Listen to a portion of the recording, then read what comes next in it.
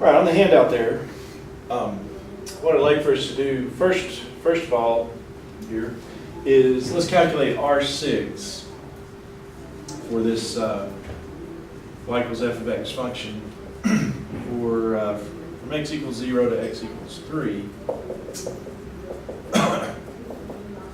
Calculate R6 off of that. It brings up one thing that we haven't yet encountered on one of these functions in estimating these areas. So R6, right-hand endpoint, 6 rectangles. So delta x here, let's go ahead and compute that, would be 3 minus 0 divided by 6. 3, 6, 1/2, 0.5. So we're going to run the rectangles widthwise a half unit each. So R6 here, I don't have the function, so we'll just have to guess off the graph in this particular case for the heights. So the first one looks like the first height is kind of right there at the peak, isn't it? So we go 0.5 units. So the height is going to be that peak, which, let's say it's 2.1 for the height. So we got a 0.5 times 2.1, the height there.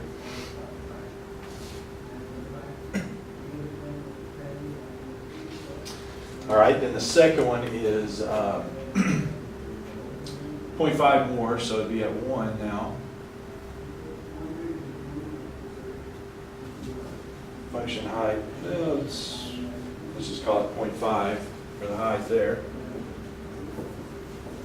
Width is 0.5 and height is 0.5. Now here's, the next one is the one I want to get to here. All right, so the next one, we go over 0.5 more, so we're at 1.5. Well, so it's still 0.5 wide, that rectangle is. But look at the height here. This is what's kind of different. We haven't yet encountered. What is the height of that one?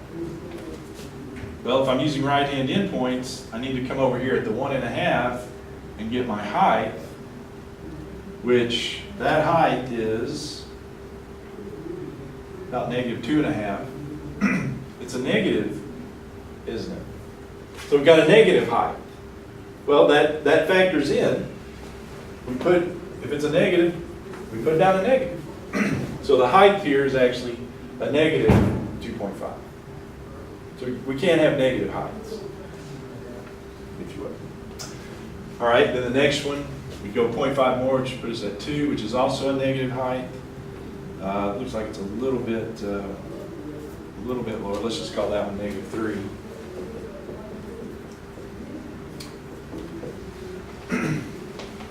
And then 2.5. Yeah, 2.5. We're back to positive heights. At 2.5, we're at that's a little bit quite the speed there. It's a little bit higher than what I had originally. Looks like it's up here, maybe 3, height of 3. So that one is positive 3 height. And then last but not least, at 3, well, we're way up there at 10 for the last height. Okay.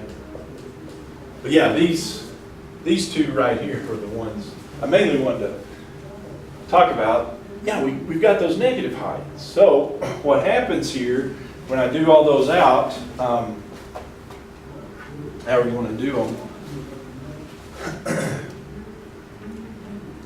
what I would get here,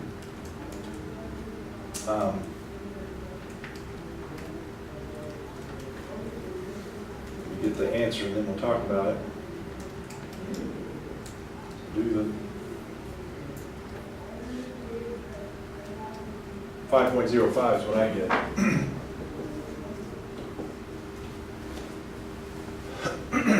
Does that sound reasonable?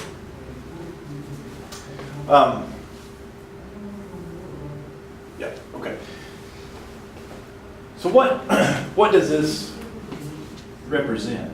or what does this approximate? Well, these rectangles, we call them, areas of rectangles, they were approximating the area under the curve. Well, let's think about that.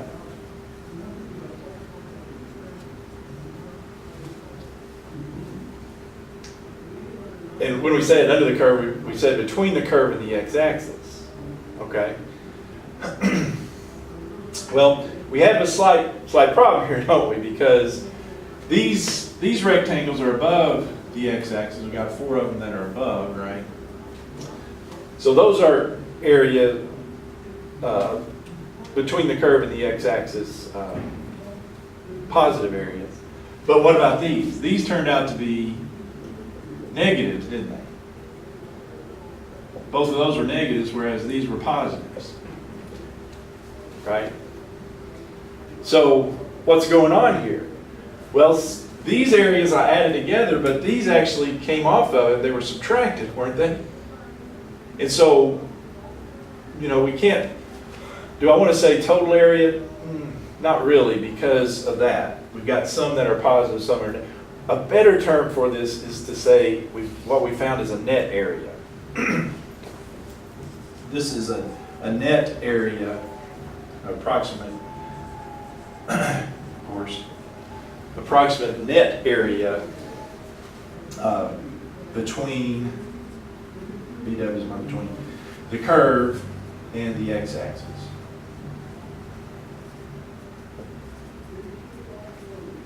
Right, a net area. Net means there's some positive, some negative. Usually what that means. You've got give and take here as far as positives and negatives. Yeah, so when some of the curve dips below the x-axis, what I'm finding is not necessarily the area under the curve, but it's a net area. It's the top, the area of the top, area of the stuff above the x-axis with the area of the stuff below the x-axis taken away. Okay, so it gives you a net area instead of a total area in those terms. Okay, but that can happen. Now in this particular case, it looks like, you know, the positives are bigger than the negatives, and so the net result is you have positive. If you have a net result negative, well, that means probably you got more below the x-axis than you have above the x-axis. Now these are approximations, so sometimes that can be a little misleading, but usually, even with the approximations, you can tell there how much, which one has more than the other. Okay. All right. So that's our first thing. So these things that we're finding here, the best phrasing of what we're finding is that it's a net area between the curve and the x-axis. That's what we're finding. Okay? Now, some other notation or phrasing.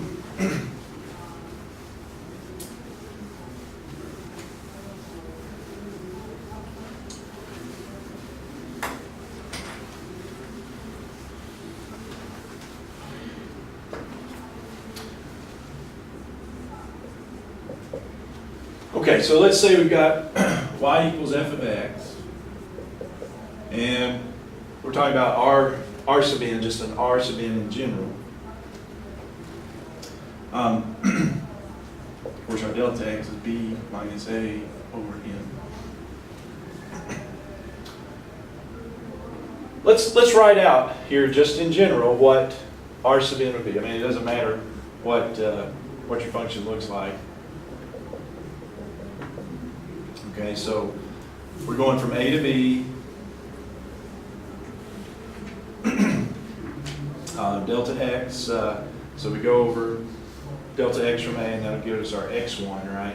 And since we're doing right-hand endpoints, what's that area? Well, in general, it would be delta x is the width times the height. Since I'm using right-hand endpoints, the height is going to be the function value at x1.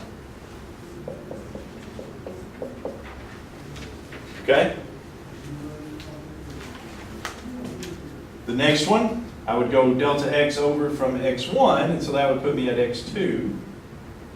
The height would be, since I'm using right-hand endpoints, would be the function value, whatever that function value gives me at x2. So that area of that rectangle is delta x times f of x2. Well, the pattern continues, right? The third one would be delta x, the width, times f of x3. And on we would go until we get to that last one, which is b is the x sub n. And so the height of it would be, it'd be delta x width, and the height would be f of x sub n. Okay? So, no big deal. We're just writing it kind of more in general. I don't think we done that yet. But here's one thing we can do to shorten this, use a little more notation. Have you ever seen this symbol before? Sigma? Sigma, usually in mathematics, stands for a summation of terms being added together. And certainly what I'm doing here is I'm adding, similar things. I'm just changing up my x sub I value. And so here's this note. Let me just write it down. I can shorten this notation-wise by using this sigma symbol, which is the summation symbol. What I've got is I've got a delta x times an f of x sub I in each case. And then the I is ranging from 1, 2, 3, all the way up to n. And that, you put it's called the index, in this case the I. This I ranges from 1 to n. And that's how you would see that written. Okay? And we're going to use that notation a little bit here throughout our talk here. So I want to get you used to that. And the other thing is that either one, this is the same as this. So if I wrote this out, this is what I get. So this is just, like I said, shorthand notation for that. This means that. And that can be written as this. So they're one and the same. The other thing is, what this is called, it's called a Riemann sum.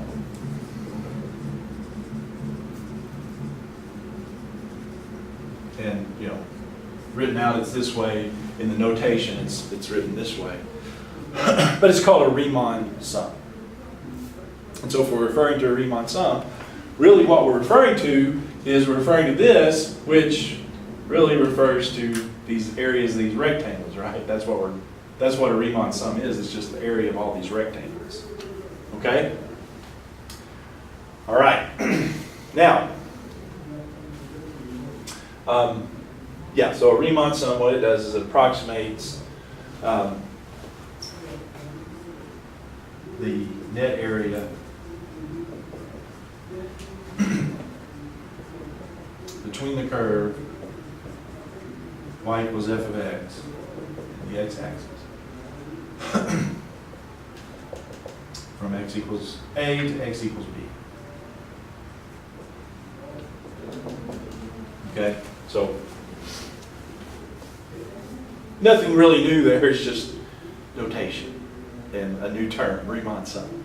So it says find a Riemann sum, you're just finding the same thing we were always finding. Okay? Now, here's another thing here. Okay, so what if I did a Riemann sum but with midpoints?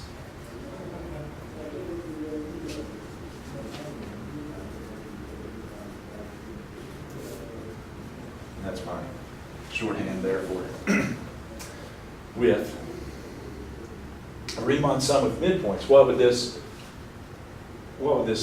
look like?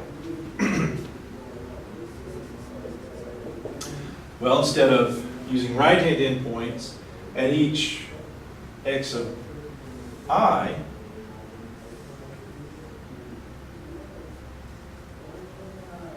So it would still have the same subintervals, x1, x2, x3. What would change is, instead of the heights being at x of 1, they're at the midpoint, each midpoint, right? And so the height here is at, not at x1, but x1 bar. We used that notation last time. x1 bar would give me the place to go up for my height.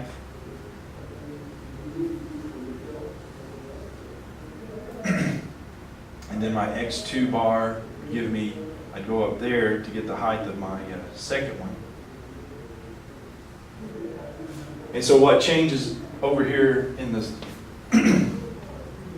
summation is, we just do the shorthand, let's don't write it out. I'll have delta x on each one, but times f of not x1, x2, but x1 bar, x2 bar.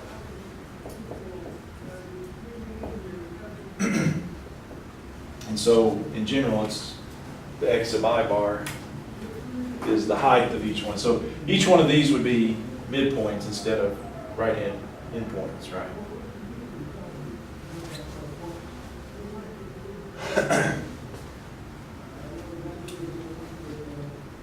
And we could come up with a formula for left-handed. I'll just show you here. All right. So this would be left-hand endpoints. It would be summation I equals 1 to n delta x times f of, well, if I do left-hand endpoints, I go I wouldn't go up at x1, I'd go up at the one on the left, which would be x0. And for this one, I go at x2. So here's what it turns out. For your place you evaluate your function, you do the I minus 1 instead of I, like here. Okay? So these would be x0 for the first one, x1 for the second one. The third would be x2, so you're just subtracting 1, if you will. All right? Well, my point of all this is, this is, of course, the nicest one with the right-hand endpoints, but you can change it up, and really all that changes is the x of where you evaluate your function at. And so in general, a Riemann sum looks like this.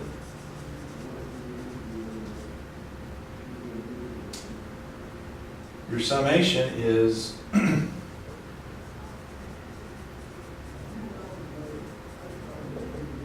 I equals 1 to n, delta x, that's always the same, f of x of I, and then star, what I call it.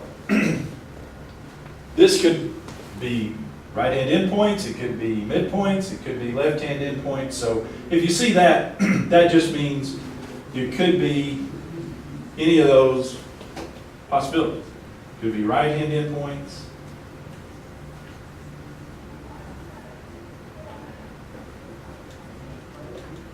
left-hand endpoints, midpoints. Not to scare you with anything because we won't do them, but you could do 3/4 points, 3/4 endpoints. We don't have to do those. You could, et cetera, et cetera, et cetera. So this could change, but it just depends on where you take your heights. Okay. All right.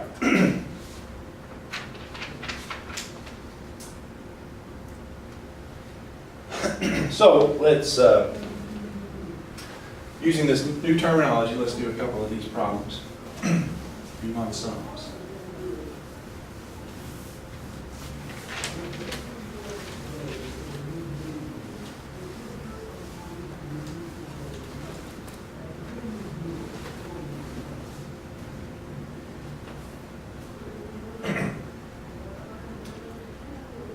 All right, so evaluate the Riemann sum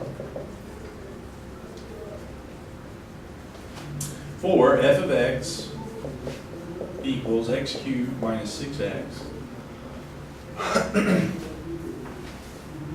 where x is between 0 and 3. We're going to do two parts here. A, taking sample points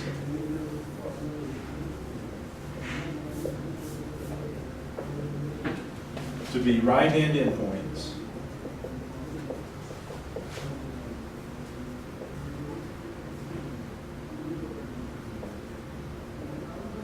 and n equal 3.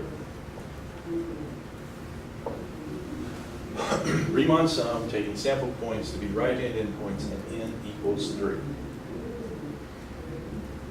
This really isn't anything different than we've already done. They're just calling it a Riemann sum now.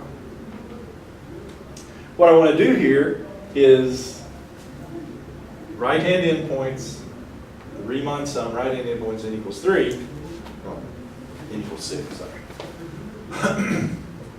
Sorry. I said n equals 6, but I wrote n equals 3. I think that's what I did, but it should be n equals 6. All right, now, nothing new here. We're not doing anything new. A Riemann sum is exactly the same thing that we were doing before. We're trying to estimate that area under the curve, which now we know there's a little bit of, could be a net area and all that. Now it drops below the x-axis, which I think it does here. This isn't anything different. I'm still doing the same thing. What I need to do here is start with my delta x, b minus a over n. So this is a, this is b. So you got 3 minus 0 over 6, you got 1/2 of 0.5.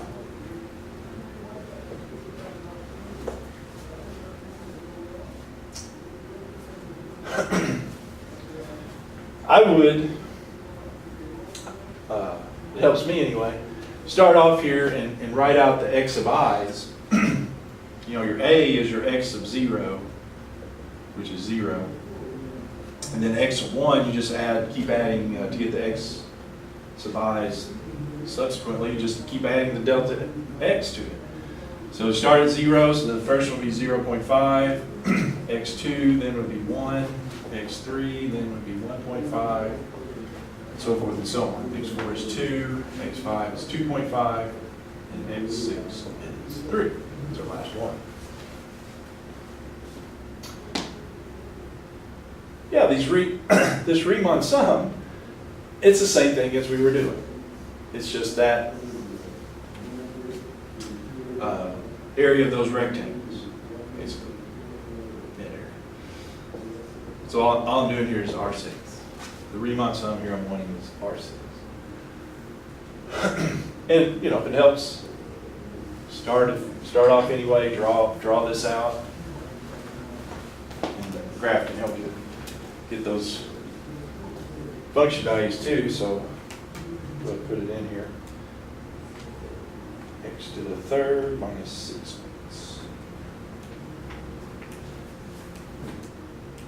I'll zoom in a little bit.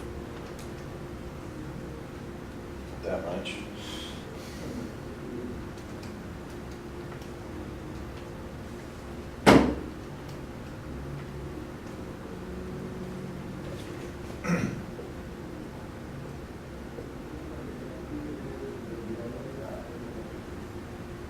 Yeah, it looks like period in question.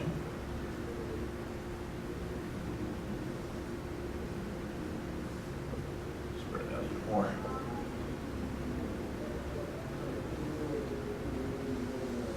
Something like that. Yeah, so I'm looking at 0 to 3, 0.5. So my first one, yeah, it's right-hand endpoint, so I'm looking at that kind of area right there, that rectangle right there. Anyway, so each one is a delta x, so it's 0.5 times, and then instead of estimating from the graph, we can actually use the function here. the first height is going to be the function value at 0.5.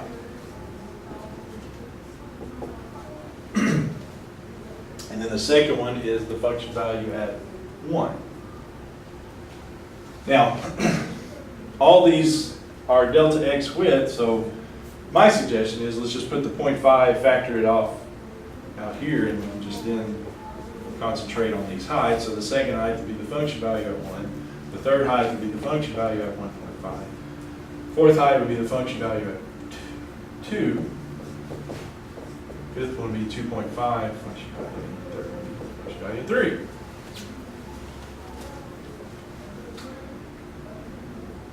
Now, judging by my graph here, it looks like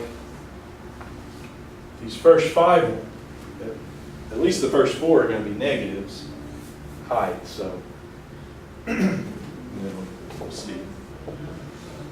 Okay, so this is 0.5. Yeah, so we need the function value at 0.5, which means plug it in there, or you can use your calculator to help about in that regard. Yeah, it's negative 2.875. 1 would be negative 5. 1.5 would be negative 5.625. 2 would be negative 4. 2.5. Oh, 2.5 is actually a bottom. 0.625, and then 3 is not.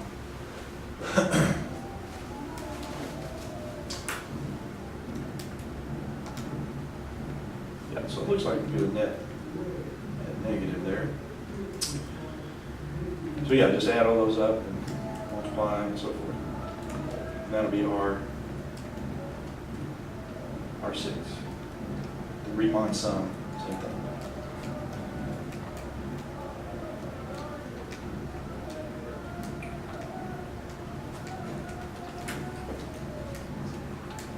I get negative 3.9375. That sound right? Okay.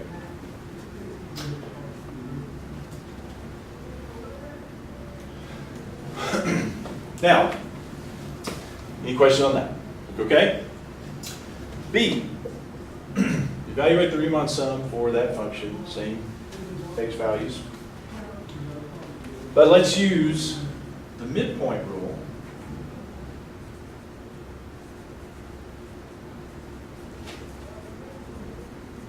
with n equals 6.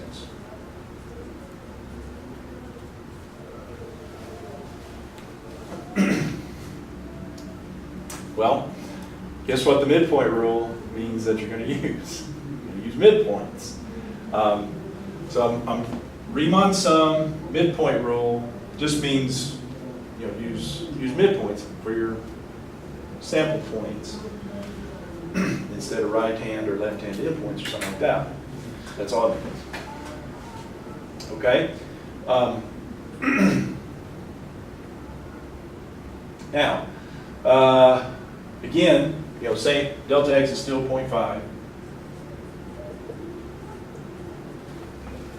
I would recommend here that we go ahead and write each midpoint out. I mean, we can look at it on the graph here. So instead of right-hand endpoints, I'm going to use the midpoint. So my first midpoint, well, it's halfway between the A and x1, which would be 0.25. And then the second midpoint is halfway between x1 and x2, which would be 0.75. And then x3, it goes on from there. And like I said, I pointed out before, if you get the first one, you just keep adding delta x onto it. So the second one's going to be the third one's going to be 1.25. The fourth one, and you can look at halfway between these, or like I said, just keep adding 0.5 to your to get the subsequent one. So this would be 1.75. x5 would be 2.25, and then x6 would be 2.75. 0.5 adds to that.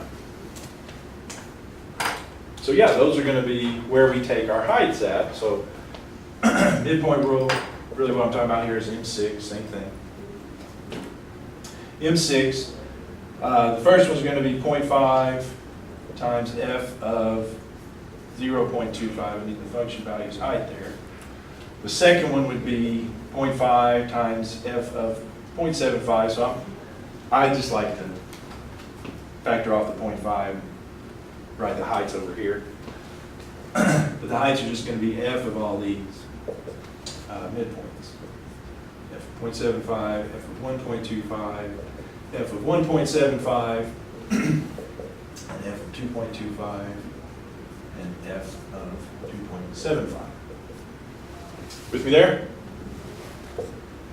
So I just changed my, they call it the sample point, place you take your height at. Is that okay? So yeah, it changes our values up quite a bit. So this will be 0.5 times f of 0.25 will be negative 1.484375. F of 0.75 be negative 4.078125. 1.25 negative 5.54. 6875. 75 is a negative 5.140625. 225 is negative, oh, also negative 2.109375. And then 2.75, maybe even positive, yeah, that's only possible, 4.296875. So if I add up all those, multiply by 0.5, I got it.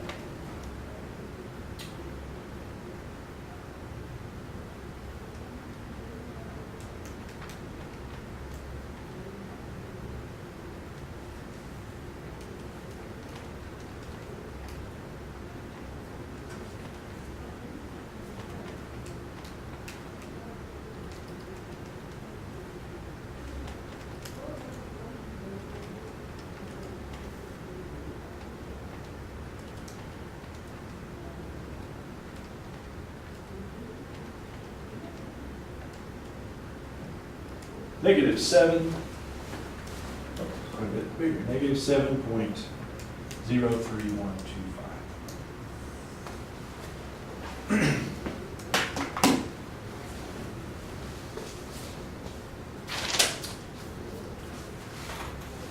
How's that? Is that okay?